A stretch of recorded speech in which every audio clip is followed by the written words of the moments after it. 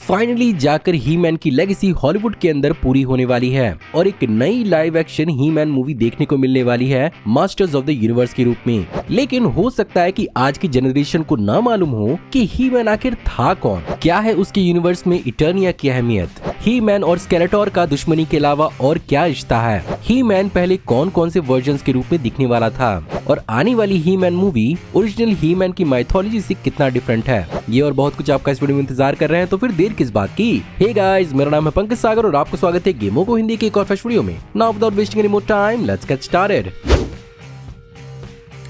तो चलिए सबसे पहले मैं आपको इस कैरेक्टर का ओवरव्यू दे देता हूँ कि आखिर ही मैन है कौन और उसका यूनिवर्स है कैसा। एक्चुअली ही मैन की कहानी अर्थ पर नहीं बल्कि प्लेनेट इटर्निया पर टेक प्लेस करती है। एक ऐसी दुनिया जहाँ पर साइंस और मैजिक एक साथ एग्जिस्ट करते हैं और इटर्निया एक इम्पोर्टेंट प्लेनेट इसलिए भी है क्योंकि यहाँ पर है कैसल ग्रेस्कल, जो इस यूनिवर्स की सबसे ताकतवर जगह है। जो भी इस कैसल पे रूल करता है उसके पास अनइमेजिनेबल कॉस्मिक पावर्स होती हैं। खैर इसी प्लेनेट के रूलर होते हैं किंग रैंडोर और उनकी पत्नी क्वीन मार्लेना, और उन्हीं का बेटा होता है प्रिंस एडम, जो कि काफी लेजी, केयरफ्री, इररिस्पॉन्सिबल और अनमोटिवेटेड बाहर से दिखता है। उसके पास अपना एक पेट भी होता है जो बेसिकली एक लॉयन स्लैश कैट होता है जिसका नाम होता है क्रिंजर और वो बहुत डरपोक होता है। खैर कैसल ग्रेस्कल ने सीक्रेटली अपने प्रोटेक्टर और गार्डियन को चुन लिया होता है जो कोई और नहीं बल्कि प्रिंस एडम ही होता है, जिसे मिलती है एक मैजिकल स्वॉर्ड, और जब भी इटर्निया पर कोई खतरा आता है तब वो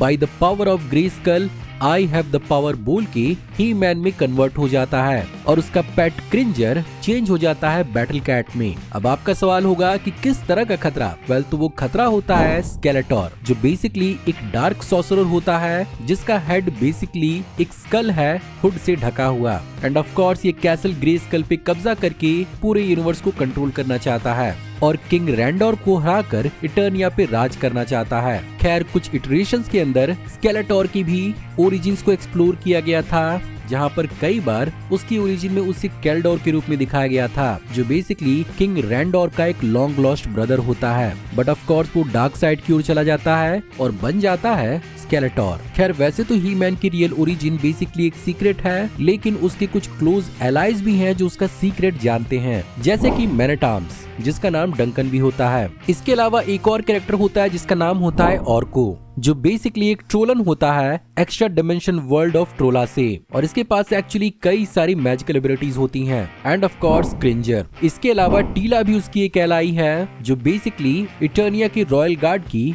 फियर्स और लॉयल कैप्टन है, लेकिन वो प्रिंस एडम ही मैन है नहीं जानती, बिल्कुल प्रिंस एडम के पेरेंट्स की तरह। बात करें अगर पावर्स एंड एबिलिटीज की, तो कैसल ग्रेस्कल का दिया हुआ पावर सॉर्ड ही उसके सारे पावर्स की सोर्स होती है, जहाँ पर वो कई लाख टन उठा सकता है और वो सबसे पावरफुल बीइंग की तरह है, और वो गॉड्स, मैजिक और एडवांस टेक्नोलॉजी से भी लोहा ले सकता है। साथ ही साथ वो कई सारे कन्वेंशनल वेपन्स, एनर्जी ब्लास्ट और एक्सट्रीम मैजिक से भी खुद को बचा सकता है। इसके अलावा उसके पास super human reflexes, combat level agility और हैंड टू हैंड कॉम्बैट की भी पावर है। वीकनेस की अगर बात करें तो उसे इन पावर्स का इस्तेमाल करने के लिए ही मैन में चेंज होना पड़ता है और वो प्रिंस एडम फॉर्म में काफी वनरेबल होता है। साथ ही साथ एक्सट्रीम पावरफुल सॉर्सरी उसे कुछ समय के लिए प्रिंस एडम में चेंज भी कर सकती है। खैर अगर बात करें ही मैन की एक्चुअल ओरिजिन की, तो इसकी शुरुआत एक्चुअली एक रिजेक्शन से हुई थी, जहां पर 1976 में जॉर्ज लुकस ने अपने स्टार वॉर्स के टॉय लाइसेंस को $7.5 लाख में मटेल को बेचने की कोशिश की थी, जो आज के मॉडर्न जमाने में 4 से 6 मिलियन डॉलर्स के आसपास है। उस जमाने में भी ये अमाउंट बहुत बड़ा था और मटेल को एक्चुअली स्टार वॉर्स पर भरोसा नहीं था, जो बेसिकली उनकी बहुत बड़ी गलती साबित हुई, क्योंकि इसके बाद मटेल के सेल्स गिरने लगे और उन्हें अर्जेंटली किसी ऐसे कैरेक्टर की जरूरत थी जो उनकी सेल्स को बढ़ा दे। ऐसे में मटेल के डिजाइन डिपार्टमेंट के हेड रॉजर स्वीट ने अपने एक बहुत ही पुराने कॉन्सेप्ट को मटेल को रिवील किया, जहां पर बचपन में उन्होंने एक वॉरियर को डिजाइन किया था, लेकिन उसकी कोई फिक्स्ड स्टोरी लाइन नहीं थी। ऐसे में मटेल को उन्होंने ही मैन के 3 वर्जन्स को इंट्रोड्यूस किया, एक बारबेरियन स्टाइल सोल्जर, एक फ्यूचरिस्टिक सोल्जर जो बेसिकली एक स्पेस हीरो की तरह था, और एक जंगल हीरो। और जैसा कि 70s के जमाने में बहुत सारे लोग कोनन द बारबेरियन को बहुत ज्यादा पसंद करते थे।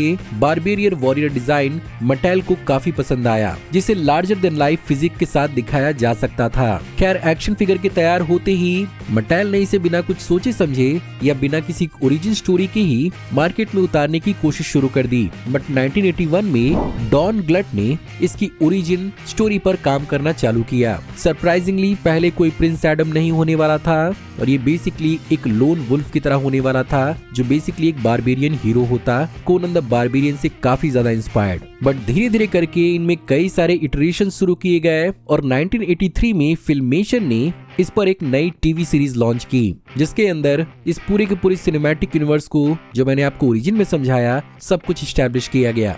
लकीली टीवी शो 3 सीजन तक चली और काफी ज्यादा पॉपुलर हो गई, इतनी पॉपुलर कि इसे दुनिया भर के 33 देशों में ब्रॉडकास्ट किया गया, इंक्लूडिंग इंडिया। और जो एक्चुअली शुरुआत खिलौने बेचने से हुई थी, वो बेसिकली एक ऐसी बड़ी फ्रेंचाइजी बन गई जिसके अंदर कई सारे टॉयज और कई सारी कॉमिक बुक स्टोरीज भी हैं। और actually He man DC comics का पार्ट बन चुका है। बट ऐसा नहीं है कि इस पर अब जाकर ही मूवी आ रही है। एक्चुअली 1987 में ही मैन की masters of the universe movie को रिलीज किया गया था, जिसके अंदर डॉल्फ लंडग्रेन ने ही मैन को प्ले किया था। उस जमाने में ये मूवी तो नहीं चली, बट ये काफी ज्यादा कल्ट क्लासिक मूवी बन चुकी है। खैर भले ही इस यूनिवर्स की शुरुआत ही मैन से हुई थी, बट ये यूनिवर्स, जिसे मास्टर्स ऑफ द यूनिवर्स भी कहा जाता है, इसके अंदर कई सारे कैरेक्टर्स और उनके स्पिन ऑफ्स को भी रिलीज किया गया, जैसे कि शीरा प्रिंसेस ऑफ पावर, जिसे actually He Man and the She Ra the secret of the power, जो कि एक 1985 की एनिमेटेड मूवी थी, उसमें इंट्रोड्यूस किया गया था। इस मूवी के अंदर बेसिकली रिवील किया गया था कि प्रिंस एडम की एक ट्विन सिस्टर होती है,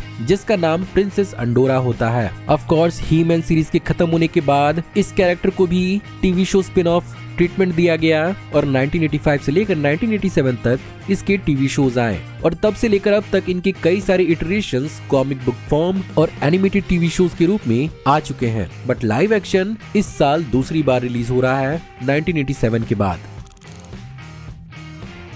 खैर बात की जाए अगर मूवी की, तो मूवी काफी ज्यादा इंटरेस्टिंग होने वाली है, जहां पर इस मूवी के कॉन्सेप्ट और ओरिजिन में हल्के फुल्के चेंजेस किए गए हैं। जहां पर इस बार प्रिंस एडम को अर्थ पर रहने और बसने के लिए छोड़ दिया गया है, क्योंकि इटर्निया उसके लिए काफी ज्यादा डेंजरस है। यहाँ पर उसकी जर्नी को दिखाया जाएगा, उसके पावर स्वॉर्ड को ढूंढने से, और उसी स्वॉर्ड का इस्तेमाल करके वो कन्वर्ट होगा ही मैन में। बात करें अगर यहाँ पर कास्ट एंड क्रू की, तो यहाँ पर निकोलस गलित्ज़ाइन को प्रिंस एडम के लिए चुना गया है। इसके अलावा एरे फेरेल टीला का रोल प्ले करेंगी, जो बेसिकली क्लियर करता है कि यहाँ पर टीला को प्रिंस एडम की सच्चाई मालूम है। स्केलेटोर द मेन विलन का रोल यहाँ पर जैरेड लेटो प्ले करेंगे, जहां पर उसके स्कल को मोशन कैप्चर की मदद से वो प्ले करेंगे, जिसके कारण स्कल से ही काफी डायनेमिक फेशियल एक्सप्रेशंस जैरेड लेटो दे पाएंगे। ऑफ कोर्स अगर वो दे सकते हैं तो। एलिसन ब्री ईव लिन का रोल प्ले करेंगी, इद्रिस एल्बा प्ले करेंगे मैन एट आर्म्स का रोल और मोरेना बैकरिन प्ले करेंगी द सॉर्सरेस का रोल। ऑफ कोर्स ओरिजिन में मैं आपको बताना भूल गया था कि द सॉर्सरेस बेसिकली कासल ग्रेस्कल की गार्डियन होती है और साथ ही साथ हमें देखने को मिलेगा ही मैन का बैटल कैड क्रिंजर। इसके अलावा भी बहुत सारे मिस्टिकल और ऑसम कैरेक्टर्स इस मूवी में देखने को मिलेंगे। सो गाइज ये थी आज की वीडियो। मैं उम्मीद करता हूँ आपको आज की वीडियो पसंद जरूर आई होगी, और अगर आपको आज की वीडियो पसंद आई हो तो प्लीज वीडियो को लाइक जरूर करिएगा। कमेंट्स में आप बताइए कि आपको ही मैन के बारे में क्या क्या मालूम है और आप आने वाली ही मैन मूवी के बारे में कितना एक्साइटेड हैं। अगर आप इस चैनल पर नए हैं तो प्लीज चैनल को सब्सक्राइब कर लीजिए, क्योंकि हम ऐसी ऑसम वीडियोस चैनल पर लाते रहते हैं। मैं जल्दी आपको एक नई वीडियो में देखने को मिलूंगा, तब तक आप हमारी इन वीडियोस को एंजॉय कर सकते हैं। Thank you for watching, see you in the next video, till then take care, good bye.